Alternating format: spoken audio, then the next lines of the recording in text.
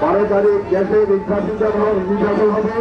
আজ থেকে 3 দিন পরে অর্থাৎ ধানের শীষ ইনশাল্লাহ বিশাল ভোটের ব্যবধানে বাংলাদেশের ক্ষমতায় আসবে ইনশাল্লাহ।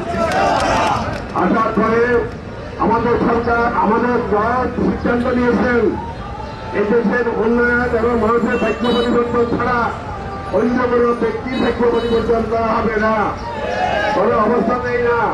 সর্বপ্রথম এই দেশের মানুষের শান্তি শৃঙ্খলা, আইনের শাসন, গণতন্ত্র এমনকি আপনাদেরকে সুখে থাকার বসে থাকার জন্য কর্মসংস্থানের অধিকার সবকিছু দিয়া মানুষ যাতে করে এই দেশকে উন্নয়নের চরম সুযোগে এগিয়ে নিতে পারে তার সম্পূর্ণ ব্যবস্থা আমাদের সরকার করবেন, আমরা সেটা করব।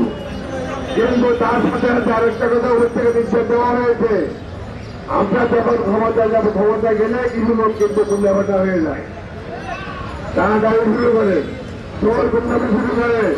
আমাদের দল প্রতিজ্ঞা করেছেন, আমরা প্রতিজ্ঞা করেছি আমাদের দল ক্ষমতায় যাওয়ার পরে আমাদের দলের নামে যদি কেউ অপগণ্য করে থাকে, একজনের তৈরি করে থাকে, যে আমাদের আপনার ঘরের সন্তান তৈরি হয়ে থাকে, তার বিরুদ্ধে কঠোর ব্যবস্থা গ্রহণ করা হবে।